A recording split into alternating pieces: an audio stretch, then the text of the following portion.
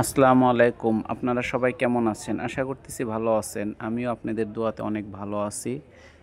তো আমি আজকে একটা ভিডিও নিয়ে হাজির হলাম আপনাদের মাঝে। এটি একটা সতর্কমূলক ভিডিও। ঢাকা গুলিস্তান গিয়েছিলাম আমার ব্যবসায়িক একটা কাজে। তো ওইখান থেকে ফেরার পথে আমি এই যে রাস্তার পাশে দেখেন কত সুন্দর সুন্দর জুতা সাজিয়ে রেখেছে। এই জুতাগুলো আমি এক জোড়া জুতা আমার খুব পছন্দ হয়েছে। তো দোকানদারকে আমি জিজ্ঞেস করলাম, ভাই এই জুতাটার প্রাইস কত? তো উনি আমাকে বলল 22,000 টাকা। আসলে আমার কেনার ইচ্ছা ছিল না, কিন্তু জুতাটা পছন্দ। তো আমি কৌতূহলীভাবে ওনাকে বলেছি যে আপনাকে 2,000 টাকা দিব।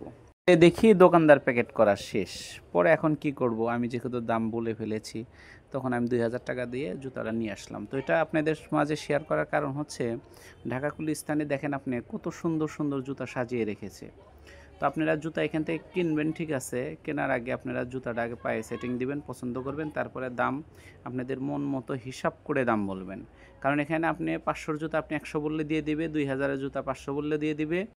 তবে এখান থেকে জুতা আপনি বুঝে শুনে কিনতে পারলে ভালো। দেখেন কত সুন্দর সুন্দর জুতা সাজিয়ে রেখেছে। ঠিক আছে, সবাই ভালো থাকবেন, সুস্থ থাকবেন, আমার জন্য সবাই দোয়া করবেন। তবে এই ভিডিওটা যদি ফেসবুকে যায় তাহলে তবে সবাই ভিডিওটা শেয়ার করে দিন। আর যদি ইউটিউবে যায় সবাই লাইক করবেন, কমেন্ট করবেন। আপনাদের জন্য দোয়া রইল, শুভকামনা রইল। আপনাদের আল্লাহ যেন সবাইকে ভালো রাখে।